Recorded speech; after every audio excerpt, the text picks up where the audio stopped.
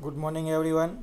Mechanical engineering के subject और hydraulic and pneumatics के अंदर हम लोग लास्ट लेक्चर में डिस्कस कर रहे थे हाइड्रोलिक्स और न्यूमेटिक्स के अंदर यूज़ होने वाले सिंबल एज पर स्टैंडर्ड जो सिंबल यूज़ होते हैं वो, जिसके अंदर हमने लास्ट में डिस्कस किया था फ्लो कंट्रोल वाल्व। ठीक है, बहुत सारे वाल्व देख लिए थे फ्लो कंट्रोल वाल्व के अंदर। आगे बढ़ते आज नेक्स्ट जो हम डिस्कस करने वाले हैं वो है शट ऑफ वाल्व, यानी सिंपली वाल्व ऑन करोगे तो सिस्टम के अंदर फ्लूइड फ्लो होगा, वाल्व क्लोज करोगे तो पूरा सिस्टम के अंदर जो फ्लूइड फ्लो हो रहा है वो क्लोज हो जाएगा, बंद हो जाएगा। ठीक है, अपना नल होता है वैसे, नल के ऊपर जो कॉक होता है, पाइप के ऊपर जो कॉक सिस्टम होता है, बिल्कुल वैसे ही काम करेगा ये। पहला इसके अंदर shut off valve simplified symbol, हर एक सर्किट के अंदर आपको एक सिंपल सिंबल देखने को मिलेगा शट ऑफ वाल्व का, वो कैसा होता है वो। ओके, तो ये हो गया हमारा सिंबल फॉर दी सिंप्लीफिकेशन।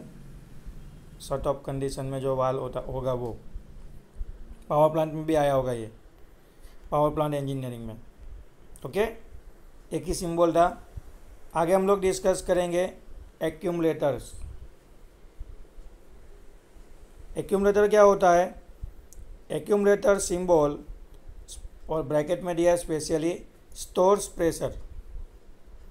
कई बार क्या होता है कि सिस्टम के अंदर ज़्यादा प्रेशर डेवलप हो जाता है, ज़्यादा काइनेटिक एनर्जी आ जाती है, तो उस टाइम पे एक्यूमुलेटर क्या करेगा, जैसे हमारे मैकेनिकल सिस्टम के अंदर फ्लाईव्हील होता है, वो क्या करता है, एक्स्ट्रा एनर्जी जो डेवलप होती है इंजन के अंदर या फिर इंजन के अंदर जो एनर्जी डेवलप होगी उसको स्टोर करेगा और समय आने पे रिलीज़ करेगा। बिल्कुल उसी तरह एक्यूमुलेटर क्या करेगा, जो भी एक्सेसिव प्रेशर है उसको स्टोर करेगा और ज़रूरत होने पर रिलीज़ करेगा। तो ये है इसका सिंबल एक्यूमुलेटर का। क्लियर है? एक कैप्सूल जैसा भाग दिया है, स्टोरेज टैंक जैसा। क्लियर? ये इसका लेवल है और यहाँ पे ऐसा ट्रायंगल है। उसके बाद है रिजर्वियर टैंक। रिजर्वियर टैंक का मतलब क्या है, जितना भी सिस्टम के अंदर हाइड्रोलिक फ्लूइड होता है वो कहीं ना कहीं स्टोर होना चाहिए, चाहे परमानेंट हो या फिर टेम्पररी हो। ठीक है, तो इसके लिए हमने क्या किया है, तो क्या हर हाइड्रोलिक सिस्टम के अंदर फ्लूइड कलेक्शन टैंक होगा, रिजर्वियर होगा फॉर स्टोरेज के लिए, स्टोरेज पर्पस के लिए। तो ये इसका सिंबल सिंपल टंकी जैसा भाग होगा और ये ऊपर से लाइन आ रही है, ऐसा दिखाया होगा। तो ये हो जाएगा रिजर्वियर का सिंबल। फिर उसके बाद है जो जनरली बहुत सारे सिंबल यूज़ होते हैं वो सारे लाइन में दे दिए है, filter, water traps, lubricators and miscellaneous apparatus. उसमें पहला है फिल्टर और स्ट्रेनर।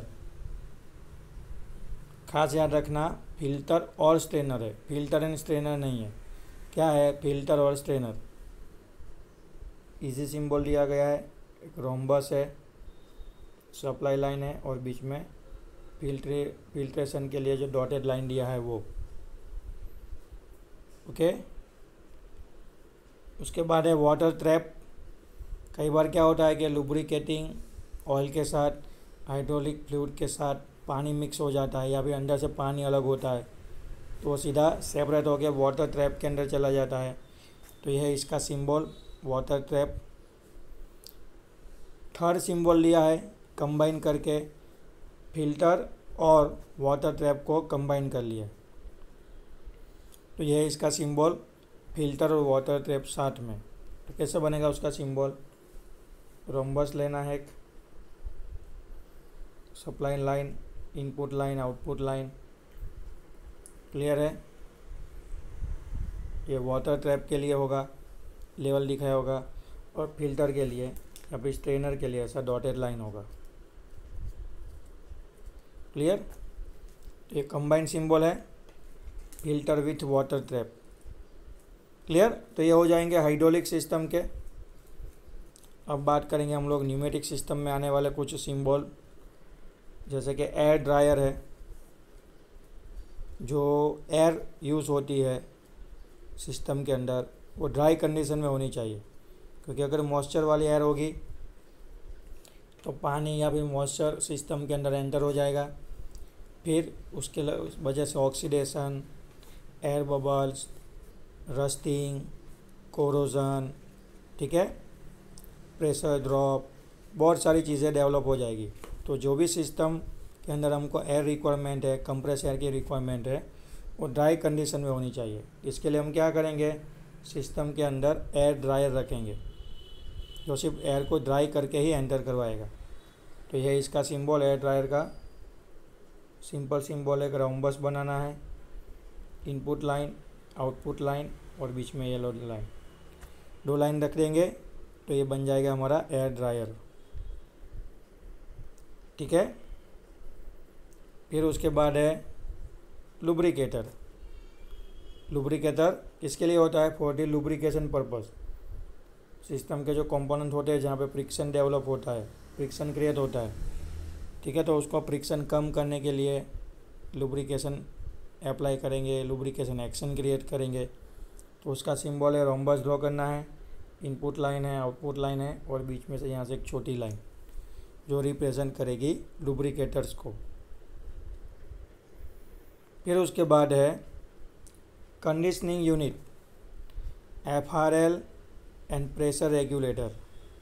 कंडीशनिंग यूनिट है जिसके अंदर FRL और प्रेशर रेगुलेटर होगा। FRL मतलब फ्लो रिलीफ वाल्व और प्रेशर रेगुलेटर यानी जिससे हम लोग प्रेशर को रेगुलेट कर सकते हैं, कम ज़्यादा कर सकते हैं। क्लियर। तो उसका सिंबल एक रेक्टेंगल बनाना है, इनपुट लाइन, आउटपुट लाइन, यहाँ पे डॉटेड लाइन आएगी, बीच में प्रेशर रेगुलेटर का गेज आएगा दिखाने के लिए, और यहाँ छोटी लाइन आएगी। तो ये क्या रिप्रेजेंट करेगी, pressure regulator, conditioning unit. Okay, flow regulate कर सकते हैं, लिक्विड का प्रेशर रेगुलेट कर सकते हैं, उसको चेंज कर सकते हैं। क्लियर। उसके बाद है हीट एक्सचेंजर।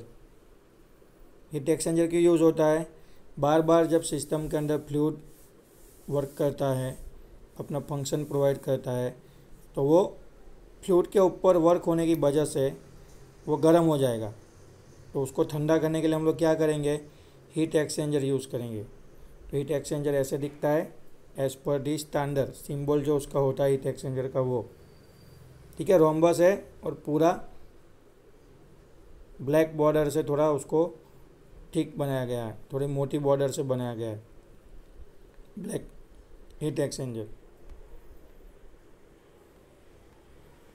ओके, तो यहाँ पे हमारा चैप्टर ओवर हो चुका है शायद, चैप्टर नंबर 2।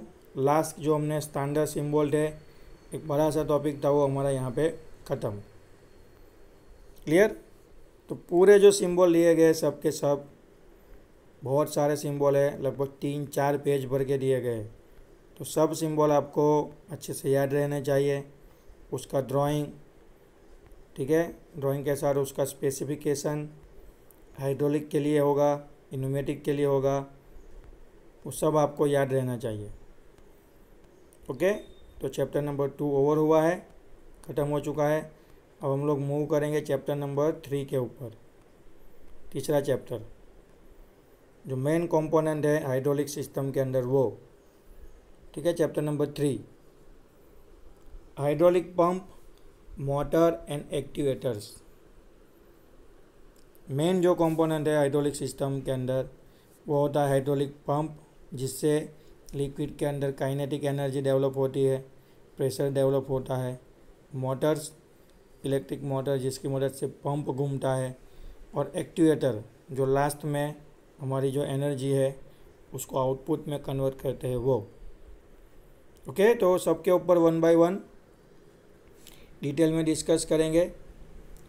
तो पहला जो हमारा टॉपिक है चैप्टर नंबर 3 का इंट्रोडक्शन के अंदर वो है हाइड्रोलिक पंप का डिस्क्रिप्शन।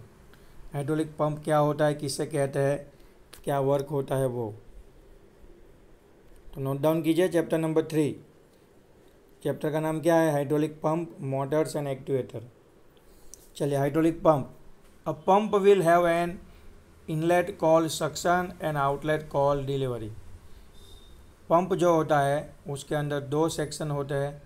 ये जो उसका इनलेट सेक्शन होता है जहाँ से फ्लूइड एंटर होता है उसको बोलते हैं सक्शन, एंड जो आउटलेट होता है जहाँ से पंप के थ्रू लिक्विड बाहर जाता है उसको बोलते हैं delivery. It converts mechanical energy into hydraulic energy. ये क्या करेगा, पंप के अंदर जो रोटर के अंदर जो मैकेनिकल एनर्जी आती है उसको हाइड्रोलिक एनर्जी में कन्वर्ट करेगा। Pump is also known as a heart of a hydraulic system. Heart है हाइड्रोलिक सिस्टम का, हार्ट कौन है, पंप। जैसे हमारे बॉडी में क्या होता है तो कि भाई हार्ट क्या करेगा, हृदय दिल जो भी लिक्विड है उसको पंप प्रेशराइज करके पूरी बॉडी में सर्कुलेट करेगा। बिल्कुल उसी तरह हाइड्रोलिक सिस्टम के अंदर पंप हाइड्रोलिक फ्लूइड को प्रेशराइज करके उसके अंदर एनर्जी डाल के उसको क्या करेंगे, पूरी सिस्टम के अंदर सर्कुलेट करेंगे प्रेशर के साथ। The basic principle is that due to mechanical action the pump created partial vacuum and its inlet. Basic principle में क्या बोला गया कि जो मैकेनिकल एक्शन क्रिएट होता है पंप के अंदर उसकी वजह से उसका जो इनलेट होता है, पंप का जो इनलेट होता है वहाँ पे पार्शियल वैक्यूम क्रिएट होता है। This permit the atmospheric pressure to force a fluid through the inlet line and into pump. ये जो पार्शियल वैक्यूम क्रिएट होता है मैकेनिकल एक्शन की वजह से, उसकी वजह से ही बाहर के एटमॉस्फेयर के कंपेयर में फ्लूइड पंप के अंदर सक्शन वाले सेक्शन के अंदर, इनलेट वाले सेक्शन के अंदर एटमॉस्फेरिक प्रेशर के कंपेयर में अंदर का प्रेशर थोड़ा कम डेवलप हो जाता है, यानी उसका प्रेशर का वैल्यू कम हो जाता है। जिसकी मदद से क्या होगा तो कि जहाँ पे भी स्टोरेज टैंक है वहाँ से हाइड्रोलिक फ्लूइड खींचा चला आएगा, अपने आप ही क्या हो जाएगा, वो प्रेशर के डिफरेंस की वजह से वैक्यूम जो क्रिएट हुआ है उसकी वजह से क्या होगा, फ्लूइड इनलेट के अंदर खींच के यानी एंटर होके आ जाएगा पंप के अंदर। Then pump push the fluid into hydraulic system. फिर वो क्या करेगा, मैकेनिकल एक्शन क्रिएट करेगा। फ्लूइड जो आ गया है पंप के अंदर उसके अंदर काइनेटिक एनर्जी डेवलप होगी, जिसकी वजह से फ्लूइड का प्रेशर, हाइड्रोलिक फ्लूइड के अंदर प्रेशर डेवलप होगा और उसी प्रेशर के साथ पंप क्या करेगा, पूरी सिस्टम के अंदर हाइड्रोलिक फ्लूइड को सर्कुलेट करेगा। ओके, तो इसको बोला जाता है पंप। जो हाइड्रोलिक सिस्टम का हार्ट है वहीं से उसको सारी एनर्जी मिलती है। There are mainly classified into two category. जो पंप है उसको हाइड्रोलिक सिस्टम के अंदर अगर हम लोग कंसिडर करते हैं तो उसको मेनली दो कैटेगरी के अंदर डिवाइड किया जाता है। एक है नॉन पॉजिटिव डिस्प्लेसमेंट पंप और दूसरा है पॉजिटिव डिस्प्लेसमेंट पंप। दो कैटेगरी में डिवाइड करेंगे, क्लासिफाइड करेंगे पंप को, non positive displacement and positive displacement pump के अंदर। नॉन पॉजिटिव में क्या होता है तो कि जो नॉन पॉजिटिव डिस्प्लेसमेंट पंप होते हैं उसको हाइड्रोडायनेमिक या फिर रोटोडायनेमिक पंप भी बोल सकते हैं, और जो पॉजिटिव डिस्प्लेसमेंट पंप है उसको हम लोग बोलेंगे हाइड्रोस्टेटिक पंप। फिर से याद रखना है, नॉन पॉजिटिव डिस्प्लेसमेंट पंप जिसको बोलते हैं हाइड्रोडायनेमिक या फिर rotodynamic pump, and positive displacement pump को हम लोग बोलेंगे हाइड्रोस्टेटिक पंप। चलिए क्लासिफिकेशन देख लेते हैं। पूरा एक ट्री दिया गया है, चलिए यहाँ तक रखते हैं ताकि दिखेगा क्लियरली। पहला है मेन पंप, उसके अंदर दो category, positive displacement, non positive displacement. Positive displacement में दो कैटेगरी होंगी। पंप के अंदर जो मैकेनिकल एक्शन होता है, अगर अंदर इम्पेलर घूमता है तो वो रोटरी पंप बोला जाएगा, और अगर पिस्टन रेसिप्रोकेट होता है तो उसको बोला जाएगा रेसिप्रोकेटिंग पंप। क्लियर। वैसे ही सेम नॉन पॉजिटिव के अंदर, नॉन पॉजिटिव डिस्प्लेसमेंट पंप के अंदर तीन तरह के पंप होंगे, centrifugal pump, axial flow pump and radial flow pump. Clear है। तीन तरह के हैं नॉन पॉजिटिव डिस्प्लेसमेंट के अंदर, centrifugal, axial flow and radial flow. Left side पे पॉजिटिव के अंदर दो होंगे, गोल गोल घूमेगा तो रोटरी पंप, रेसिप्रोकेट करेगा पिस्टन सिलेंडर के अंदर तो उसको बोला जाएगा रेसिप्रोकेटिंग पंप। क्लियर। हम लोग क्या करेंगे, एक ही साइड आगे बढ़ेंगे। पहले बात करते हैं यहाँ पे रोटरी पंप के अंदर। तो रोटरी पंप में वापस 3 कैटेगरी है। रोटेशनल मोशन से ऑपरेट होने वाला पंप है ना, कोई कंपोनेंट है जो गोल गोल घूमेगा इसके अंदर। तो गियर पंप है जिसके अंदर गियर आपस में मैश होकर घूमेंगे। वैन पंप है इम्पेलर टाइप का। और तीसरा है स्क्रू पंप। क्लियर।